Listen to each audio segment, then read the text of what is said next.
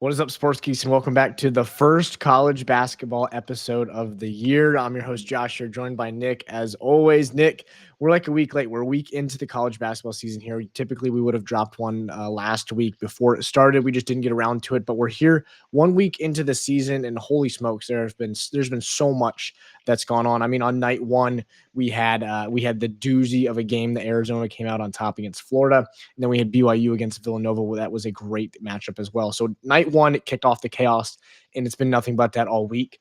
There's so much to touch on here, Nick. I'm just going to leave the floor to you. 1 week of college basketball. What's like the number one headline in your mind? Well, Josh, first off, welcome back. Yeah, we are. We're a week late, but you know what? We treat it as a recap show. It's easier that way. Now we Yes. actually have a full week behind us under our belt. We got to watch a flurry of insanely good games, like you brought up with night one. And I mean, as the week went on, it only got better. And I'm already going to start pumping you up. I don't think you knew I was going to do this. I didn't tell you, but I mean, it's Michigan State. That's the biggest headline so far. You played a humongous game on Friday night against Cal and Arkansas, probably two of the better freshman guards in the country on Arkansas. Yep. You shoot 1 of 14, I believe, from Yep. three, and you still win the game. You Yeah. still find a way to win the game. I was so insanely impressed with your team because I told you going into the scrimmages after the first couple scrimmages, I'm a little worried about this Michigan State team. You lost a lot Mm-hmm. from last year, and you're really only bringing back, your two big men, and I didn't think that they could play well together on the floor. Here they Yeah. are playing fantastic on the floor, and you got Cohen Carr, and then you just got another Cohen Carr Jr. and freshman Cam Ward. Yeah. I no clue who this kid was going into the year, and he comes out and he has 18, and he plays with his heart on his sleeve. The Yeah. guy always hustles. He's getting every rebound. He's going after every loose ball. I literally thought that I saw a smaller and younger version of Cohen Carr on the floor, and I was extremely impressed with your Spartans. Yeah, I think I'm still, as a fan, I'm still concerned. There's still things that concern me, right? Like if you watch the final 3 minutes of that game, we got a little bit lucky, right? Fears was able to draw the foul on the 3-point Yeah. shot. We got Cooper that got fouled on a left-handed hook shot from probably 8 feet out. Neither one of those are good looks, right? I don't like those.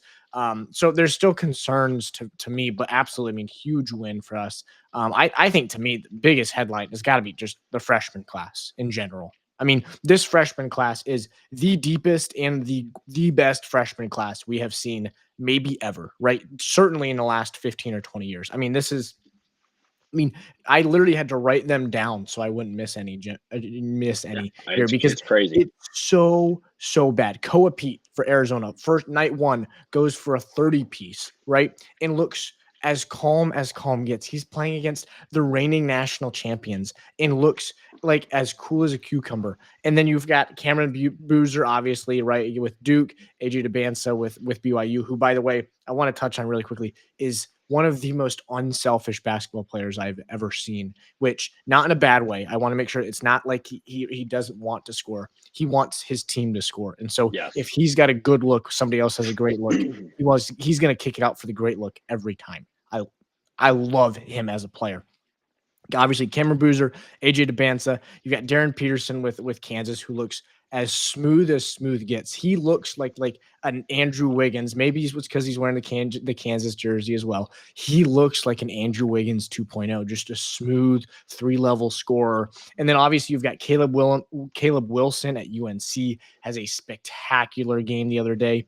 Nate Ament at Tennessee. Then you've got the pair of freshman guards that you mentioned with Arkansas, and Darius Acuff and Malik Thomas. Those guys are going to be animals. And I think that we played them, as a Spartan fan, we played them at the perfect time because that was their first road game in college basketball going into the Breslin Center. Obviously, they still played well, but they weren't as efficient as you would like them to be. Later in the season, these guys are going to be cold-blooded killers on the court. And when it gets to late in the game, they're not going to be missing the threes that you saw Malik Thomas and Darius Acuff miss. So I think in general, this freshman class is just unreal to me.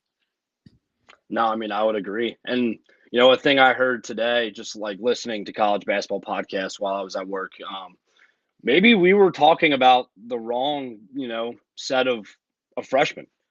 And Mm-hmm. we've honed in on Darren Peterson, AJ DeBanson, and Cameron Boozer a lot.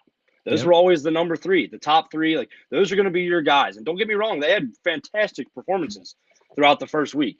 Well, you also had a half where Cameron Boozer did nothing, put up Right. 0 points, barely got any rebounds, was just complete non-force the whole first half in that game against Mhm. Texas. And where Texas basically, bullied him in the whole first half and kept the game close. Obviously, second half is a different story, but he still didn't shoot very well. He just Right. kept getting himself to the line, which I really liked. I thought that was huge for him because he was finding different ways to score, get himself involved. But I mean, how about like you said, Darius A. Cup Jr., like Michael Brown Jr. For Yep. Louisville, like these different guys, Koa Pete. Like we have Mhm. a whole different crop of freshmen that aren't even getting really I mean, they're getting discussed, but they're outside the top, three who are supposed to be your lottery picks or your number one overall pick. And then I Yep. see yesterday for Virginia Tech, they have a guy from overseas. He's a freshman who put up 33. Yes. I don't even know if he was a top 50 recruit. I really don't know. I haven't looked, but it's this class is so insanely deep that you can even go to my guy at UC with Shana Bayev, who in his first game put up 18 and 4. Like it's just that's how deep this class is, and I love it. I think this is a good median for college basketball to have such a good freshman class, but Mhm. also have your onslaught of returning guys who could have went to the NBA, and I think it's going to end up balancing out so well for this college basketball year. And hopefully, we can retain some of these guys at the end of the year and have them come back and be second year guys. Yeah, no, I'm right there with you. Yeah, Neoklis Avdalis. I'm sure I'm pronouncing it incorrectly. I had to pull it up so I could look at him, because I haven't said the name enough yet to have it memorized. Yeah, he is like Luca 2.0. I It was mean insane, to not crazy.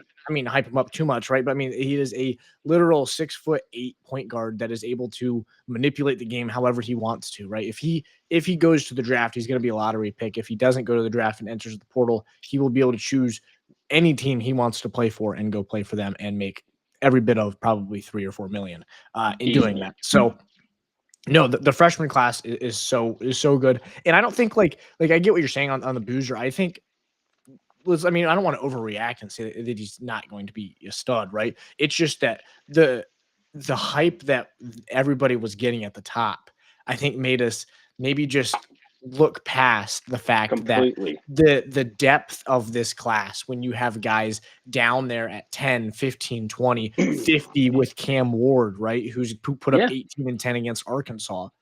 I mean, the depth of this class is absolutely spectacular. I want to touch on a couple things here. So in week one here, you had Auburn go to overtime against Bethune Cookman. I want to touch on this thoughts really quickly. Obviously, Bruce Pearl steps down later than what you would expect a coach to step down, right? In the cycle, hands it Yep. over to his son. Maybe there was some. I mean, if it seems like kind of a crappy thing to do to your son, if you think, oh, I want to get out of here because this team's not great. But Yep. I mean, Auburn. We talked about this too. We were texting in one of their exhibition games. I'm drawing a blank on who it was against, but they looked Oklahoma State rough. Yes, and gave Oklahoma up. State was I want to say they dominating gave them, up 100 in that game and too. it looked like a team that didn't want to play defense and that was Yep. not motivated. And it was not. It looked like they didn't play defense, and they Yeah. looked like they weren't motivated to, and they had no desire to be motivated to. I want to hear your thoughts on the Auburn Tigers here. If you think they can turn it around. I do remember the first thing I texted you was I'm getting a lot of Bennett at Virginia and also a little bit of maybe this team, he went through the whole little cycle of it, like, this team isn't it. Like, I'm not going to produce a winner with this. So, you Yeah. know what? I'm already going to get my son in the door. He's already, my associate head coach. I might as well just give him the reins. There's no Yep. point in me having one more year where I'm going to have a lackluster team that finishes maybe towards the top half of the SEC, but probably in the middle. You'll be a Hmm. fringe NCAA tournament team, excuse me, or you'll be anywhere from a 7 to a 10. What's the point? And what's the point of putting yourself through that when you don't have many more years left? Then you got to go out and recruit. You already don't want to have to do that. So Hmm. that's what the kind of the way I saw it as well. He knew the writing was on the wall with this team. Yep. I think he has two really good players in Keyshawn Hall and Todd Pettiford, who are both NBA caliber guys. Yep. But there's not enough basketballs for this team. Those are two Yep. guys who demand the basketball. Watching Keyshawn Hall last year at UCF, he'd put up 20 something plus a game, but guess what? He had to do it on 30 shots. The Hmm. guy needs the basketball in his hand.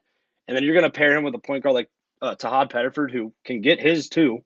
It's just not really going to work out. I mean, don't get me wrong, they're both really good basketball players, but they're not a good pairing for each other. And I Yes. think as the year goes on, it's either going to start to gel, or we're going to see them keep going farther and farther apart. And like I said, this could be a Auburn team that really struggles down the stretch, and then people start to talk about Stephen Pearl in year one of Yeah. his regime here at Auburn. So I don't know. I thought it to be very weird. It was definitely something that was interesting, but I'm taking it as Bruce knew that his time was up. This team Mhm. wasn't showing the promise he wanted it to have. So he's just like, you know what, Steven, you can go do it, and I'll sit back and watch. Yeah. Yeah, I think what we're realizing is I mean, coming into the season, everyone's thinking, right, oh, wait, you're going to miss Janai Broom, right? I mean, National Player Yeah. of the Year last year. You're going to miss Janai Broom. Yes, they do miss Janai Broom, but they miss some guys like Miles Kelly and Denver Jones so much more because they need guys that are very, very good on the defensive side of the ball and don't require the ball in their hands on the offensive side of the ball. And Yep. I think, don't get me wrong, you need a guy like Keyshawn Hall, you need a guy like Todd Pettiford. Those guys are very valuable assets to a basketball team. But you also need somebody like a Denver Jones who can say, I'm going to go into Florida and I'm going to play against like their guards, right? I'm going to go play against Boogie Fland and I'm going to shut Yep. him down, right? And I'm going to go play against Xavier Lee and I'm going to shut him down, Yeah. which we're going to get to those two in a second here too. But I think that you need somebody like Denver Jones, like Miles Kelly, who can just run off of a screen. When he catches the ball open for three, he's going to shoot it. And he's not open for three, it's getting swung back. And I think that they're missing that right now.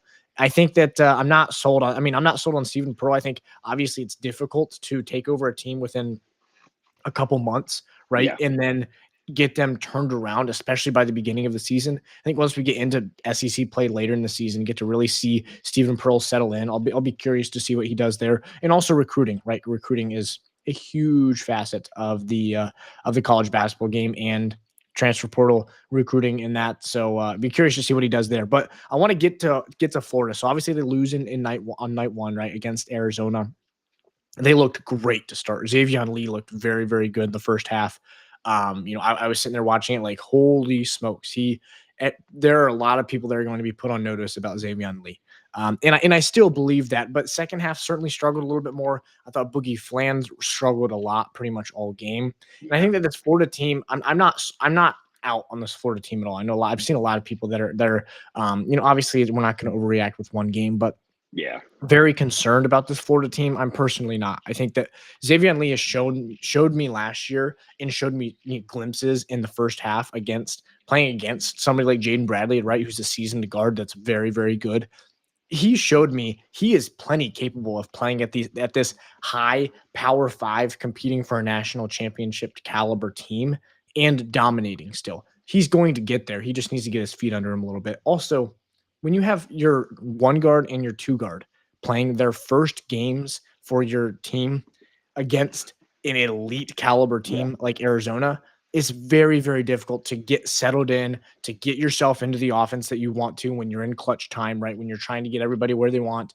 I think Florida's going to be just fine. I do think the depth might be a little bit of a concern for them, but obviously you can settle into that too.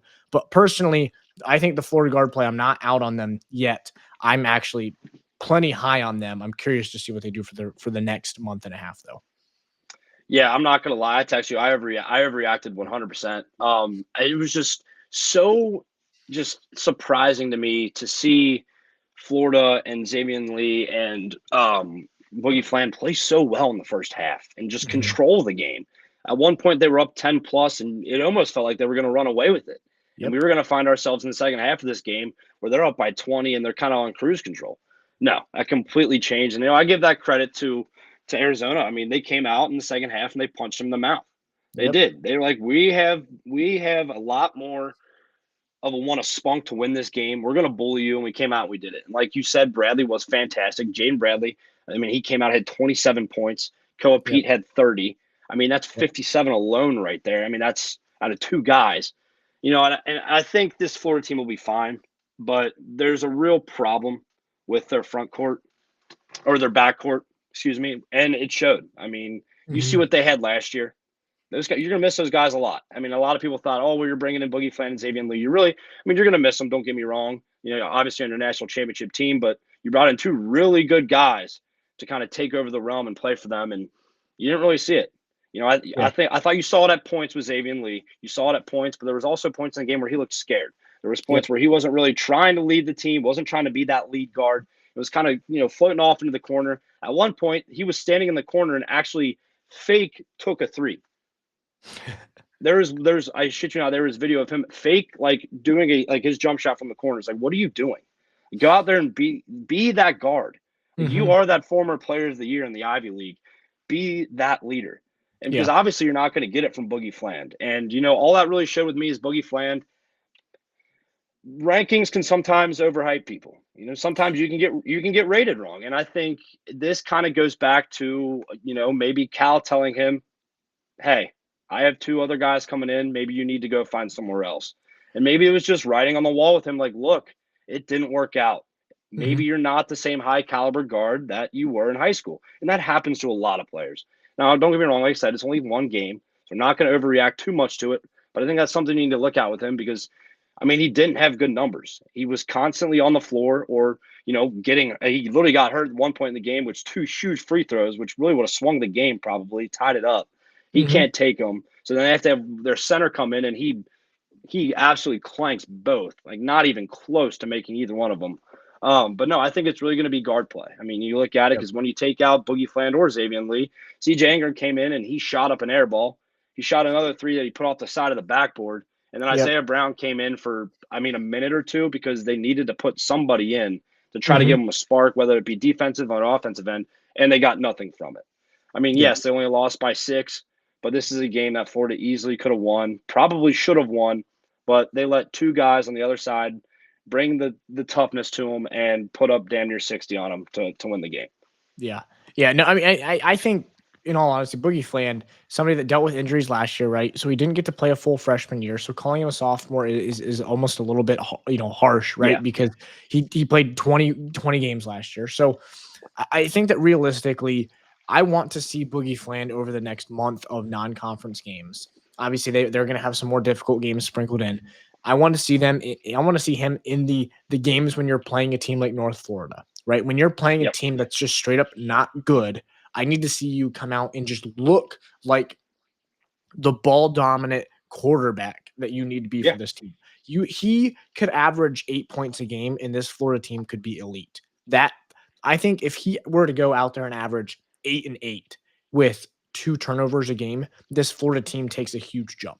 Because what they need out of him is they need him to be the quarterback. Because Xavier Lee is Yeah. your guy that's going to be your shot creator, right? I think that, and not that Boogie Flame can't do that, but in crunch time, when you say we need a shot, you're probably going to go to Xavier Lee.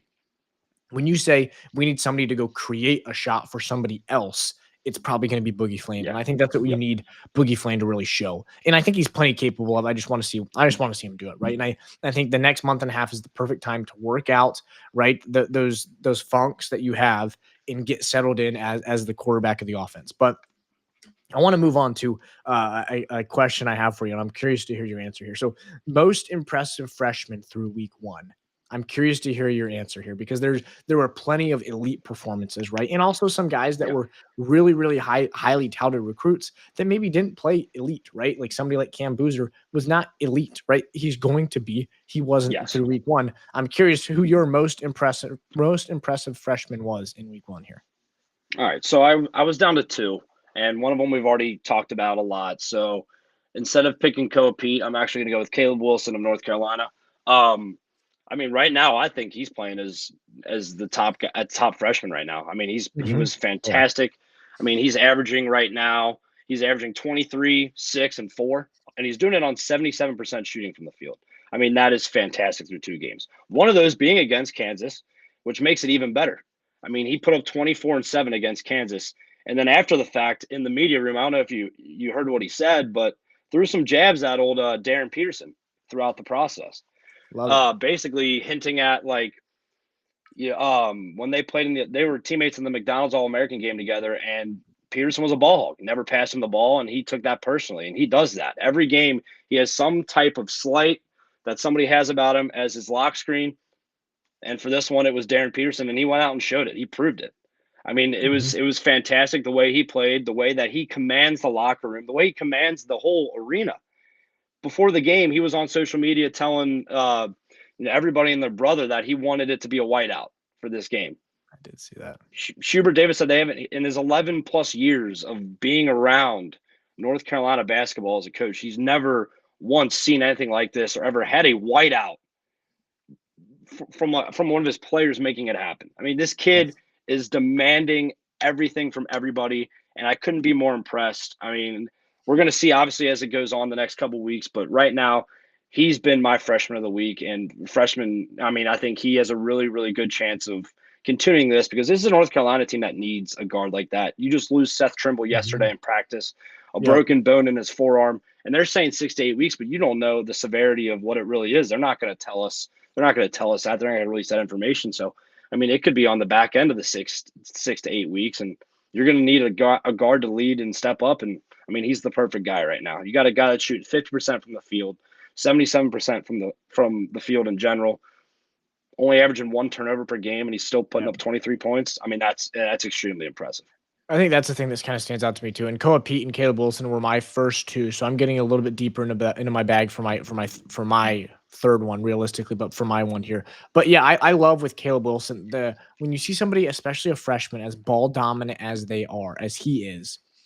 I love to show me the turnover number. Show me the turnover numbers because I hate to see a freshman guard or a freshman. I mean, hard to call somebody that's like 6'9" a guard, but realistically he is, right. He plays like one for sure. Oh yeah, and so especially when you have somebody as ball dominant as him, I want to see the turnover numbers because yes, if you're scoring 23, that's great, but if you're scoring 23 but you're pissing the ball away and you're giving up 6 or 8 points because of your turnovers alone in fast break points, yeah, then your 23 is, in my mind, more like a 15 because you're giving them 6 or 8 points, So I love the turnovers there. But the freshman I'm going to highlight here, and so I'm going to head to Illinois, and I'm going with Keaton Wagler, right? This is a 6'6" guard that is averaging 26 and a half, 26.5 boards and 3.5 assists, and he's shooting 60% from three right now. This is a guy that this Illinois team in general is assembled of a lot of is a very uniquely assembled team, I should say. They've got Croatia, they've got Puerto Rico, they've got Montenegro, Serbia, and then obviously the United States on their roster. So they've got 5 different countries on their roster. They've got the Ivasic brothers here. Now they have elite size inside, and they've got the freshman like Keaton Wagler who's coming in and is clipping from three. I absolutely love the kid. I mean, I think through week 1, this is another guy that, I don't know off the top of my head where he was on the recruiting, was not a top 100 recruit. Wagler was not. So 152. What's that? 152 on 247. 152. So he was number 152 player in this class, and he walks into this Brad Underwood offense and is averaging 20 points a game right now on shooting 60 plus from three. And so this is a guy that in this offense, especially when you have I don't want to say Twin Towers, but almost like Twin Towers inside with the Ivasic brothers. If you have guys that are 6'6" and can get their shot off quickly, which Keaton Wagler absolutely can, I love him, right? I mean, obviously he's going to have some funks, right? You weren't a top 5 recruit for a reason, right? So you're going to have some funks as you work through that. But I wouldn't be surprised if this Illinois team in general shocks a lot of people at the end of the season and makes a deep run in March. And Keaton Wagler is somebody that has some elite shooting performances and come March. I think that's a great pick. Honestly, extremely under the radar that nobody's going to think of. And I think we're going to find out early with him tomorrow night against Texas Tech. I think that's a huge, prove it game. That's another guy looking through his stats right now. He's only averaging 1.5 turnovers through 2 games. And I mean, and these are 2 blowout wins. So very high chance these aren't really turnovers that he's probably going to commit in a high level basketball game. It's probably, you're up. I mean, it was against Jackson State. They won 113-55. He had 3 turnovers. Right. I mean, let's be honest. I'm sure they're probably playing street ball at that point. I mean, you doubled up Jackson State, so I'm sure those aren't legitimate turnovers where he had a really bad boneheaded play or in the middle of running an offense or set or anything like that. But no, I think that's fantastic. I mean, he's doing it on 65% shooting, like 60% from 3, and I love it. I mean, this is a guy that can create his own shot, and if he can do anything, if he can drive to the hole at all, I mean, he shoots 88% from the free throw line. I mean, that's Yes. humongous. As a 6'6" guard, you're able to get downhill, get to the line. I mean, we'll see tomorrow night. I think that's a humongous game to play. And I'm almost positive that's actually being played at the Bulls arena too. So we'll see if that has any, type of change on how he plays because, Right. it does. It affects these And players. NBA Playing arenas in are different. They are different. anybody who tries to say that playing in an NBA arena does not change how it is for these college kids is completely wrong. It's the deeper backdrop. It's a bigger arena. So we'll see Mhm. if they can come out and prove it against Texas Tech, which I think this Illinois team is a sleeping giant this year. I mean, this is a humongous game to kind of bolt him up into that top 10 freshman, and I mean at that point maybe even top 5 if he's going to keep putting up those type of numbers. Right, yeah, 2 of their 3 next games are against Texas Tech, Colgate, and then at Alabama. So, we're going to get to see, if Keaton Wagler is a one-week wonder or Yeah, not very prove quickly. it or not right away. And Texas Tech is a perfect, transition here, if you will. As we begin to wrap this up, this is the final question I'm going to ask you here today, Nick. And I know we were going to touch on some surprising teams, some sleeper teams for March. We're going to save that for next week. But for this, I was going to ask who your most impressive non-freshman is, right? So it's very easily to be. It's very easy to be impressed with freshmen, right? Those are the guys that you Yeah. haven't seen play college basketball yet. You come in and you're like, "Holy smokes, this guy looks great." But I wanted to ask, who have you seen before and has made a jump this year? And I'm actually going to take the first reign on this one because you mentioned Texas Tech, and I'm taking Christian Anderson for Texas Tech. I have no Yes. clue if that was your guy or not, but No, it is I'm not, but that was a taking great pick. I'm taking Christian Anderson. He's averaging 26 a game right now at Texas Tech as a sophomore. Last year, he was very, very decent, right? 10 points per game on this Texas Tech team. That was a great team last year. Yeah. As a true freshman. This year, he's put up 34 and 11 and 18 and 7 as a true sophomore. This is a guy that I absolutely love the fact that he's also facilitating in this offense, right? Obviously, you've got JT Toppin there, who was a first-team All-American last year, coming back to the team. Yeah, that's great. But having a secondary scorer like Christian Anderson is so valuable for this Texas Tech team, right? And I absolutely love the way he plays. He's a true 3-level scorer. He can score it, from the 3-point line, from the mid-range, and get to the rim. I love him. Also can facilitate, like I said, when you have a 3-level scorer that can facilitate and is confident, pairing that with an all-American big guy in JT Toppin, yeah, this Texas Tech team is going to be dangerous down the stretch. I think that's a great pick because like right now they're playing without JT Toppin. You get him healthy. I Mhm. mean, he has 18 assists through 2 games. Like you Yep. said, he can score from every level of the game. So if you're going to Yep. tell me that they're going to have to guard him outside the 3-point line so he doesn't, shoot his 55% clip he has so far this year, you know what that means? We're getting alley-oop lobs. Yep. JT Toppin's going to have a field day. And I Mhm. think that just makes his team that much scarier because you look at his numbers. It's only been through 2 games, obviously, but he's shooting 6% better from the field than he did last year. Last year, he was Mhm. only a 38% 3-point shooter. He's 54 right now. He's got an even better free throw percentage number. His turnovers went from 1 to 1.5. And I mean, like you said, this is a guy that has been able to put up 34 and 18. I mean, I watched Yep. the Lindenwood game. Nobody, they had nobody that could stop him. Like, yes, it's Lindenwood, but still, I mean, he Yep. literally owned the game. It was Yep. literally our first thing is going to go. We're going to Christian, and you know what? If you can't stop him, good luck to you. And that's Yep. why they lose 98-60. And I think if they can continue to have him keep growing, this is a team that could definitely go out and win the Big 12. Well, the other thing too, and the final thing I'll say about Texas Tech here is when you bring in a guy like Donovan Atwell too, who can clip from 3, right? He's coming in from UNC Greensboro, Yep, a veteran guard, right? Nick, what do we love in March? We love veteran guard gotta play. have him. Donovan Atwell is a veteran guard, right? He does not have the tournament experience, right, that these other guards may have, right? Somebody like Donovan Dent maybe has, or somebody like Braden Smith, obviously.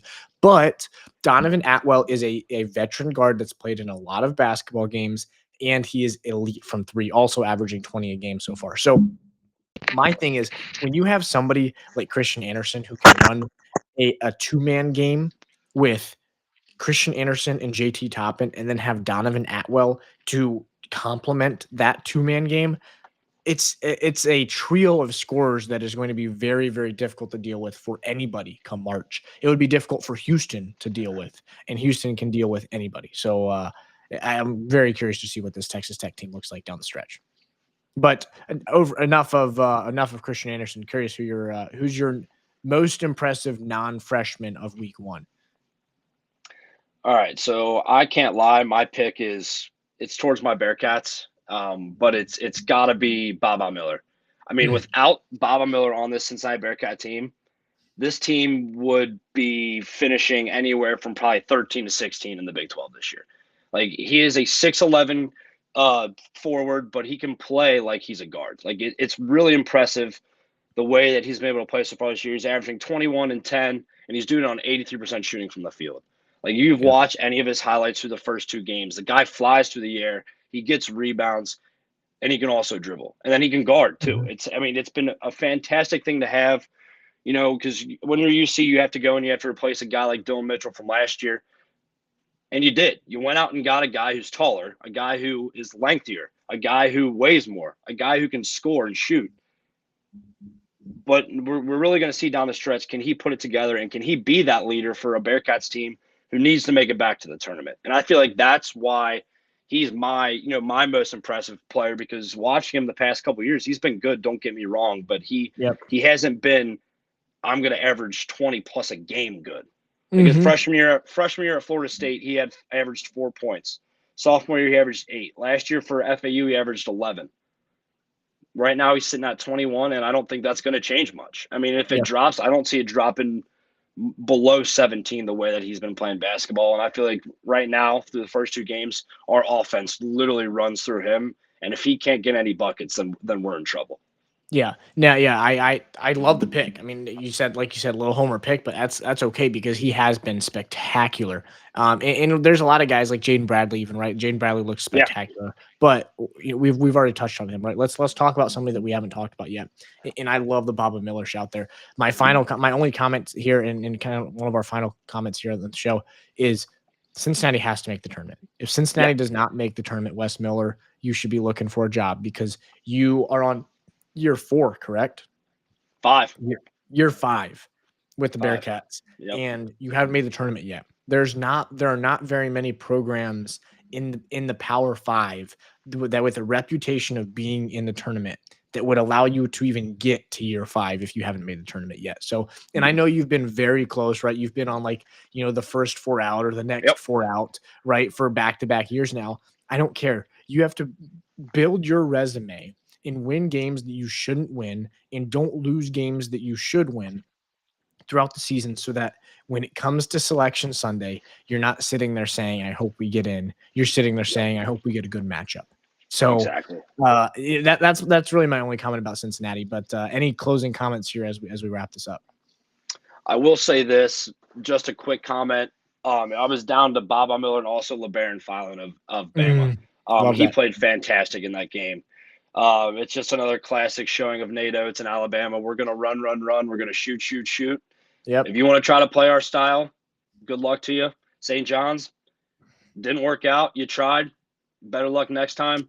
And Yep. I'll also close it on St. John's. They have an identity crisis. We can obviously talk about that in the next episode. But there's an identity crisis there, and they're going to have to figure it out, but I'm sure they'll be fine. But yeah, I wanted to give a shout out to LeBaron Filan because it's a guy that could have went to the draft, could have been anywhere from 20 to 40 in the draft, could probably be sitting on an NBA bench, but he came back and now he's leading Alabama. And I mean, that's a team I think that could really make some serious waves if he continues to just keep playing at that level. Absolutely. He and Aiden Holloway are elite, Yep. right? Aiden Holloway is very fun to watch, I think. But yeah, LeBaron Filan and Holloway are elite. I completely agree about St. John's. It is no longer the team. It is. They're very different than what they were last year. But we're going to save that one for next week because that's going to need several minutes to talk about that one for probably each of us. Definitely will. So, but other than that, this has been the first. I mean, we're 1 week into the college basketball season. We're going to have episodes every week where we just come on here, Nick, and basically just yap about the college basketball season. But all of this information, I think we've proven that, right, is all of the information and a lot of the predictions that we have come down to March, and they're relatively successful, right? We're not going to sit here and say that we're perfect because we never will be. If we were pretty good last year. Right, but if we are ever perfect, we won't have another podcast ever because we'll have the island from from Yeah. Warren Buffett will give us our $1 billion in our island, and you Yeah. won't hear from us again. But either way, this is a lot of good stuff here, Nick. But we'll save it for next week. Other than that, this has been the Sports Geeks podcast. They play, we talk. Thanks for watching, guys. Peace.